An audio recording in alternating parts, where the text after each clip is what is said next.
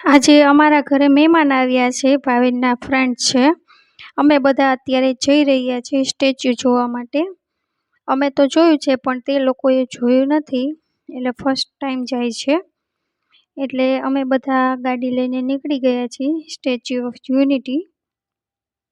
રસ્તામાં છીએ બધા, આગળ બધું જોતા જોતા આગળ નીકળીએ છીએ, કેમ કે સ્ટેચ્યુ અહીંથી 100 કિલોમીટર જેવું થાય છે. એટલે અમે ત્યાં અમારી ગાડીને પાર્ક કરી અને પછી અમે ત્યાંથી જે બસ ત્યાં મુકાય છે એ બસમાં જ બેસીને બધાને જવાનું હોય છે. છેક સુધી આપણી ગાડીને ત્યાં જવા નથી દેતા, એટલે ગાડીને ત્યાં રાખી દીધી અને અમે ત્યાંની ઇલેક્ટ્રિક બસમાં બેસી ગયા અને ત્યાંથી તે અમને લઈ જાય છે સ્ટેચ્યુ જોવા માટે. એટલે આ વચ્ચે જે સ્ટેશન આવે ત્યાં બધે ઊભી રહીએ છીએ. જો આ એકતા વન છે, એકતા મોલ છે એની સામે. એટલે આ બધું રસ્તામાં આવે, આપણે જો જોવું હોય તો ઊભું રહેવાનું ત્યાં, એટલે ઉતારી દઈએ. જો આવી સરસ બસ છે, બધા પેસેન્જર બેસી ગયા છે. સરસ એવી સુવિધા છે, બેસીને એસી બસ છે, મજા આવે છે એમાં બેસીને જવાની. બધી બસો ઇલેક્ટ્રિક જ હોય છે અને ત્યાં જે રિક્ષાઓ બધી નીકળે છે એ પણ ઇલેક્ટ્રિક જ હોય છે. એટલે અમે ત્યાં પહોંચી ગયા અને જો અમે અત્યારે બસમાં બેઠા છીએ. એટલું બધું ટ્રાફિક નથી, એટલે ત્યાં જવાની મજા આવે છે. અને ઘણી વખત અમે જઈએ ત્યારે એટલું ટ્રાફિક હોય છે કે જ્યારે જાય ત્યારે લાઇનમાં જ ઊભું રહેવાનું હોય છે. એવડી મોટી લાઈન હોય છે, એટલે તડકો હોય છે, એટલે ગમે ત્યારે તમારે જો જવું હોય તો ખાસ ચોમાસામાં જવું. ચોમાસામાં ત્યાં ટ્રાફિક પણ ઓછો હોય અને ખાસ તો રવિવાર સિવાય જવાનું, કેમ કે સોમવારે ત્યાં રજા હોય છે. એટલે રવિવાર સિવાય કોઈ પણ વારે તમે જાઓ તો ત્યાં ટ્રાફિક ઓછું હોય છે. અને ખાસ વેકેશનમાં વધારે ટ્રાફિક હોય છે, કેમ કે વેકેશન બધાને હોય છે. એટલે જો અહીંથી દેખાય છે સ્ટેચ્યુ સરદાર વલ્લભભાઈ પટેલનું. અમે અત્યારે બસમાં બેઠા છીએ, ત્યાંથી ખાસું એવું દૂર છે, અડધી કલાક જેવો રસ્તો થાય, અડધી પોણી કલાક જેવો. એટલે ત્યાંથી તે જોવા માટે અમે બસમાં બેઠા છીએ. જો અહીંયાથી આવી બધી બસો નીકળે જ છે, ચાલુ જ હોય. પણ ટ્રાફિક ન હોય તો ફટાફટ વારો આવી જાય છે, નહીં તો જો ટ્રાફિક હોય તો આપણે લાઇનમાં ઊભું રહેવું પડે છે. એટલે ખાસ બધાને વિનંતી કે જ્યારે વેકેશન ન હોય ત્યારે આડા દિવસે સ્ટેચ્યુ જોવા જાઓ તો તમને મજા આવે છે. જો હવે અમે સ્ટેચ્યુએ પહોંચી ગયા છીએ, ત્યાં આજુબાજુમાં સ્ટોલ છે, ત્યાંથી અમે જામફળ લીધા છે, કેમ કે અમે સ્ટેચ્યુએ 4 વખત જઈ આવ્યા છીએ. એટલે અમે સ્ટેચ્યુ જોવા અંદર નથી જતા, અહીંયા બહાર જ અમે ફરીએ છીએ, કેમ કે બાકીના લોકોએ નથી જોયું, એ લોકો અંદર જાય છે સ્ટેચ્યુ જોવા. અમે બહાર બધી જગ્યાએ બેસીશું અને આટા મારશું, ત્યાં સુધીમાં એ લોકો આવી જશે. અમે જો અહીંયાથી એક ઝાડ સરસ દેખાય છે, ત્યાં જઈને બેસશું અને થોડીક મસ્તી કરશું, ત્યાં સુધીમાં તે લોકો આવી જાય. પછી અમે આગળ જોવા જઈશું. ફ્લાવર્સ સરસ એવા છે, એનું ગાર્ડન સરસ છે. પછી જંગલ સફારી છે, ડેમ જોવા માટે છે, એમ અલગ અલગ ઘણા એવા પ્રોજેક્ટ બનાવેલા છે, જોવાની મજા આવે એવું છે. જો અહીંથી સ્ટેચ્યુ સાવ કેવડું લાગે છે, નાનું અમથું લાગે, પણ નજીક જાઓ ત્યારે ખબર પડે કે કેટલું ઊંચું છે. જ્યાં ઇલેક્ટ્રિક બસો બધી ચાલુ છે, તમને પાછળ દેખાય ને, બધું પબ્લિક આવે છે, એ બાજુથી બધી બસો આવે છે ભરાઈ ભરાઈને. અને ચોમાસામાં તમે આવો ને તો ક્યાંય તમે ભીંજાવ નહીં, પલળતા જ નથી કોઈ જગ્યાએ. તમે બધી જગ્યાએ સરસ એવા પતરાથી બનાવેલા ટેન્ટ જેવું બનાવેલું છે, એટલે ક્યાંય પલળતા નથી. હવે જો અમે ત્યાંથી જંગલ સફારી જોવા માટે જઈએ છીએ. એટલે જો અહીંયા તમને બતાવું, આ સ્ટેચ્યુ પાછળ દેખાય છે. જો ત્યાં ટ્રાફિક નથી ને, એટલે રોડ સાવ ખાલી છે, કોઈ પબ્લિક જ નથી દેખાતું. એટલે જોવાની પણ એટલી શાંતિથી મજા આવે છે. હવે તો અમે ત્યાંથી જો નીકળીએ છીએ અને આગળ જઈએ છીએ જંગલ સફારી તરફ. જો ગમે ત્યાં દૂરથી છે ને પણ આ સ્ટેચ્યુ આપણને દેખાય છે, એટલું ઊંચું બનાવવામાં આવ્યું છે. જે અમે ફ્રી હતા ત્યારે અમે બનાવી વૃક્ષ નીચે બેઠા હતા શાંતિથી. ત્યાં એ લોકો થોડી વારમાં આવ્યા. જો આવી પિંક કલરની રિક્ષા હોય દેખાય છે ને, બધી લેડીઝ જ ચલાવે છે. એટલે આજુબાજુના વિસ્તારમાં બધાને એવો સારી એવી નોકરી પણ મળી ગઈ કે જે પછાત વર્ગના હતા એ બધાએ આજુબાજુમાં પોતાના વિસ્તારમાં જ કામ કરી શકે તેવી સરસ યોજના મોદી સાહેબે કરી દીધી છે. એટલે બધાને રોજગારી મળી ગઈ અને એ વિસ્તારનો વિકાસ પણ એટલો સરસ થયો. એટલે પોતાની જમીનમાં પણ સારું એવું વળતર પણ મળ્યું છે. જો આ બસમાં અમે જઈએ છીએ બધા, કોઈ બસમાં છે જ નહીં, અમારું જ ફેમિલી, બસ અમે જ છીએ આટલા બસમાં, આખી બસ ખાલી છે.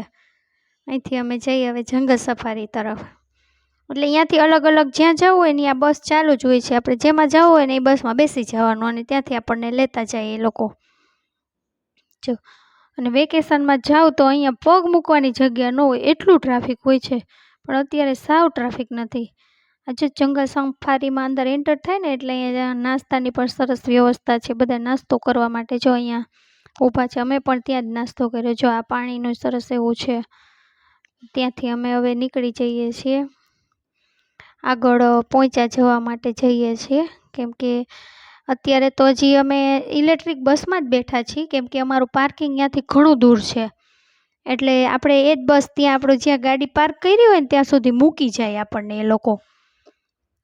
એટલે આપણે ત્યાં સુધી તેની ઇલેક્ટ્રિક ગાડીમાં જ બેસવાનું હોય છે.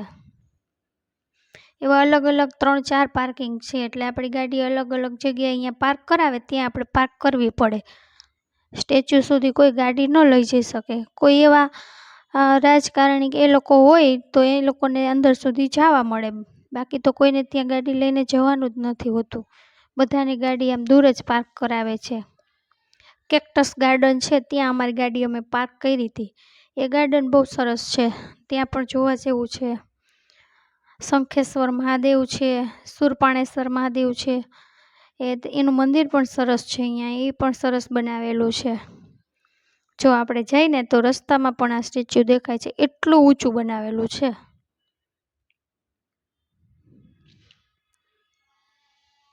જો હવે અમે પહોંચી ગયા છીએ પોઈચા. કેમ કે ટાઈમ હતો એટલે અમને થયું કે ચાલો આપણે ત્યાં પોઈચા જઈ આવીએ. એટલે ત્યાં પણ નીલકંઠ મહારાજના દર્શન પણ કર્યા. અને ત્યાંથી જો એમાં પણ પાર્કિંગ દૂર હોય છે, ત્યાંથી આપણે ચાલીને મંદિર સુધી જવાનું હોય છે.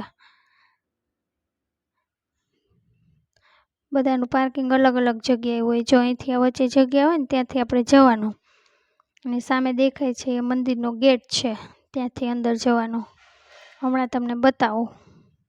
સરસ છે, ક્યારેક જાઓ ત્યારે જવા જેવું છે.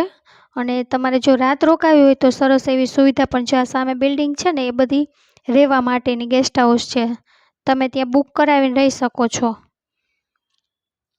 જો એટલું મસ્ત બનાવ્યું છે કે આખો દિવસ તમે સવારથી સાંજ સુધી ત્યાં જાઓ ને તોય તમારો ટાઈમ ઘટે તમારી પાસે.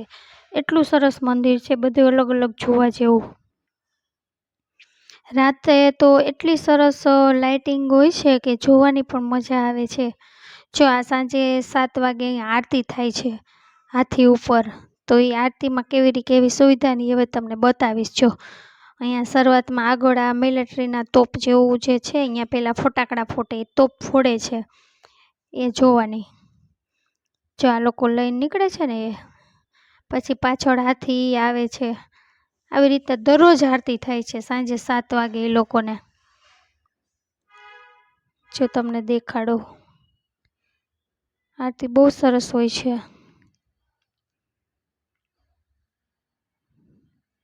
હાથી ઉપર નીલકંઠ મહારાજને બેસાડેલા હોય છે અને આખા મંદિરની પ્રદક્ષિણા આવી રીતે કરે છે અને છેલ્લે આરતી પૂરી કરે છે. કલાકથી 1.5 કલાક સુધી આ ચાલે છે એનો શો. જો આવી રીતના લોકો દ્વારા ખેંચવામાં આવે છે. જો નીલકંઠ મહારાજને હાથી ઉપર બેસાડવામાં આવ્યા છે.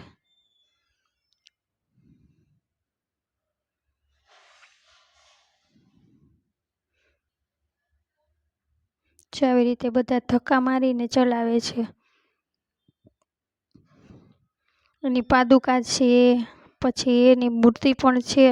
એવું અલગ અલગ આમાં રાખેલું છે બધી જગ્યાએ.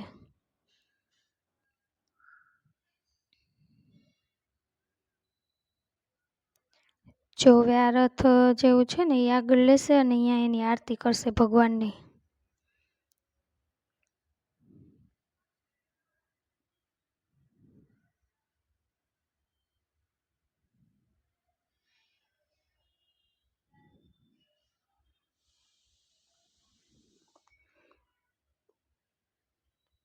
કોઈ ઉપર બેસીને નથી ચલાવતા, બધા આવી રીતના ખેંચીને જ બધા રથને લઈ જવામાં આવે છે. જો આવી રીતના આજુબાજુ દોરડું રાખી દે એટલે કોઈ ત્યાં નજીક ન જઈ શકે. જો આ ભક્ત તેની આરતી કેવી રીતે કરે આપણે જોઈએ. જો કેવી રીતે નીચે આસન પાથરશે, પછી એના ઉપર ઊભા રહેશે અને હવે એની આરતી કરે છે.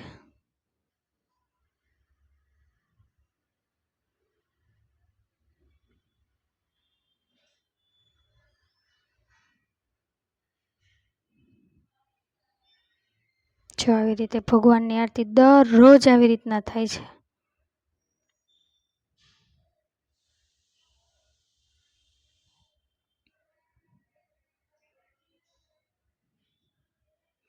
અમે આટલી વખત ગયા પણ અમે પહેલી વખત આવી રીતના લાઈવ આરતી જોઈ છે. ક્યારેય આ ટાઈમે અમે ત્યાં પહોંચ્યા જ ના હોય એટલે ક્યારેય જોવા નથી મળ્યું. આ પહેલી વખત આવી રીતના લાઈવ આરતી અમે જોઈએ છીએ. જો કેટલું પબ્લિક છે બધું. દરરોજ આવી રીતના દરરોજ હોય છે. પછી આરતી પૂરી થાય એટલે અમે આગળ ત્યાંથી મંદિરમાં અંદર દર્શન કરવા જઈએ છીએ. મંદિરમાં થોડીક વાર બેસી તો એટલી મજા આવે એવી હોય છે કે અહીંયા શાંતિ જ એટલી હોય છે. કેમ કે મોટી એવી જગ્યામાં છે એટલે લોકો દેખાતા જ નથી. બધા આજુબાજુમાં હોય તો એટલું પબ્લિક આમ ભીડ જ ના લાગે તમને, એટલું મોટું મંદિર છે. જો અહીંયા મેન મંદિર છે, પછી આજુબાજુમાં શંકરનું મંદિર, હનુમાનજીનું મંદિર, મહાદેવનું, એ બધા અલગ અલગ છે. માતાજીનું મંદિર. જો આ ફરતે મંદિરની આગળ જ આવી રીતના ફુવારા રાખેલા છે. હવે આ મંદિર જોઈને અમે અમારા ઘર તરફ નીકળી ગયા છીએ અને ઘરે જઈને આરામ કર્યો.